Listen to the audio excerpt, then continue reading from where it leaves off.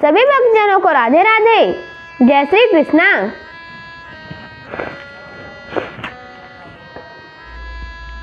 संक्षिप्त गरुड़ पुराण अध्याय 154 हृदय त्रिषा रोग का निदान।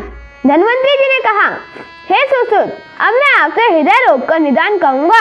हृदय को सामान्यतः सभी रोग से रुग्ण बनाने वाले प्रतीक दोष वात, पित्त, कफ तथा सन्निपात के साथ कृमि दोष भी है, जिसके कारण हृदय में वातज, पित्तज, कफज, सन्निपातज और कृमिज ये 5 प्रकार के रोग माने गए हैं। वात दोष के कारण वातज हृदय रोगी को अपने हृदय में तीव्र सूल का अनुभव होता है। सुई के चुभने और फटने की सी पीड़ा होती है। दोष के कुप्रभाव से हृदय में उठी हुई असह्य वेदना से व्यथित होकर रोगी रोता रहता है। यह वातज दोष हृदय को विदीर्ण कर देता है। उसके दोष प्रभाव से शरीर पर सुसुप्तता छाई रहती है। रोगी दुख सुख की अनुभूति में अवाक स्तब्ध बना रहता है। स्वयं में ऐसी शून्यता की अनुभूति होती है। मन में भ्रम की स्थिति उत्पन्न हो जाती है। अकस्मात उसमें दीनता, शोक, भय, शब्द श्रवण में असहिष्णुता, कंपन, मोह, श्वासरोध तथा अल्प निद्रा के लक्षण भी उत्पन्न हो जाते हैं। पित्त दोष से हृदय रोगी की तृष्णा, थकान, दाह, स्वेद, अम्ल उद्गार, क्लम, थकान, अम्ल पित्तात्मक वमन, धूम्र दर्शन और ज्वर होता है। कफ जन्य दोष होने से हृदय में स्तब्धता तथा हृदय के अंदर पत्थर के समान भारीपन हो जाता है। इन दोषों के अतिरिक्त ऐसी रोगी को खांसी, अस्थि, पीड़ा, थूक, निद्रा, आलस्य, अरुचि और ज्वर का भी उपद्रव होता है। हृदय रोग में जब उपयुक्त तीनों दोषों के कारण शरीर में प्रकट होते हैं तो वह सन्निपातज हृदय रोग हो जाता है। कृमिजन्य हृदय रोग में रोगी के नेत्रों का वर्ण काला हो जाता है। उसके नेत्रों के सामने अंधकार छाया रहता है। उसको हल्लास, सोत, खुजलाहट तथा मुंह से कफ आता है। इस रोग में रोगी का हृदय ऐसी असह्य पीड़ा से व्यथित होता है जैसे वह आरे से चीरा जा रहा हो। यह रोग बड़ा भयंकर और शीघ्र प्राणघातक होता है, इसलिए इस रोग की शीघ्र चिकित्सा करनी चाहिए। वात, पित्त, कफ, सन्निपात, रसक्षय तथा बल की अल्पता और उपसर्ग इस प्रकार त्रिषा रोग 6 प्रकार का होता है। उनके नाम हैं वातज, पित्तज, कफज, सन्निपातज, बल, रस, क्षयज तथा उपसर्गज। इस प्रकार के सब तृष्ण रोगों का मुख्य कारण तो वात पित्त संश्रित दोष के विद्यमान रहता है। इन दोष के द्वारा रोगी को शरीर की धातु शक्ति का शोषण होने से चक्कर, कंपन, ताप, हृदय मोह तथा मूर्छा के उपद्रव होता है।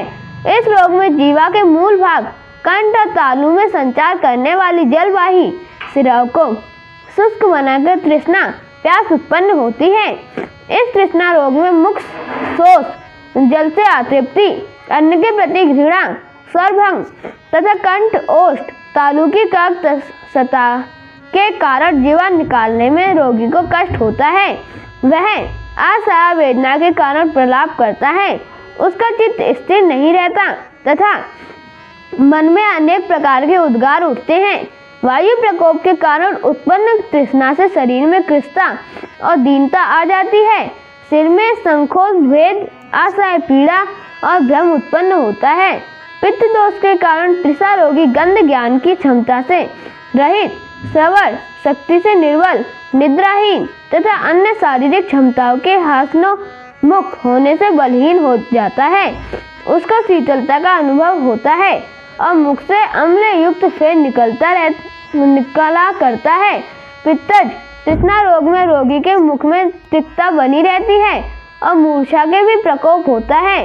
रोगी के नेत्र रक्त वर्ण के हो जाते हैं। उसके मुख में निरंतर शुष्कता बनी रहती है। शरीर में दाह रहता है और मुंह से अत्यंत धूमायित वायु छूटती है। कफज तृष्ण रोग में वायु प्रकुपित हो उठती है। उसके कुप्रभाव से अंततः स्तोत्र कफ युक्त हो जाता है और उसके बाद में उसमें पंखवत सूख जाता है। उसका कंठ भाग कांटों से चुभते हुए एक समान व्यथित हो उठता है। रोगी में निद्रा छाई रहती है और उसका मुख सदैव मधुर मीठा बना रहता है। ऐसा रोगी पेट फूलने, सिर पीड़ा, जड़ता, शुष्कता, वमन, अरुचि, आलस्य तथा अग्निमांद के दोष से युक्त होता है। जिस तृष्णा रोग में तीनों दोष के मिले हुए लक्षण पाए जाते हैं वह त्रिदोष से उत्पन्न होती है। इस रोग में आप की उत्पत्ति के कारण रक्तवायु स्तोत्र का अवरोध होता है, जिसके कुप्रभाव से वात पित्त का दोष शरीर में उत्पन्न हो जाता है। उससे रोगी के शरीर में उष्णता बन जाती है, जिसके कारण शीतल जल प्राप्त करने की अभिलाषिणी तृष्णा का प्रादुर्भाव होता है, अर्थात रोगी इस काल में प्यास से बेचैन हो उठता है। ऐसी उष्णता के कारण शरीर में प्रविष्ट हुआ जल जब ऊपरी कोष्ठ में जाता है तब उसे पित्तजा नामक तृष्णा की उत्पत्ति होती है। अत्यधिक जल पीने से जो तृष्णा शांत नहीं होती अपितु तीव्र गति से बढ़ती ही जाती है, वह शरीर के स्निग्ध अंश को जला देने वाली होती है। उसके स्नेह पाकजा अथवा पित्तजा नाम की तृष्णा कहा गया है। स्निग्ध, कटु, अम्ल तथा लवण रस संश्लिष्ट भोजन करने से कफोद्भव तृष्णा का जन्म होता है। जब तृष्णा शरीर के रस को विनष्ट करने वाले उपयुक्त लक्षणों से समन्वित हो जाती है तब वह क्षय आत्मिका तृष्णा कहलाती है, जो शोफ, मोह, ज्वर आदि अन्य दीर्घकाल तक रहने वाले रोगों के कारण शरीर में तीव्र तृष्णा उत्पन्न होती है।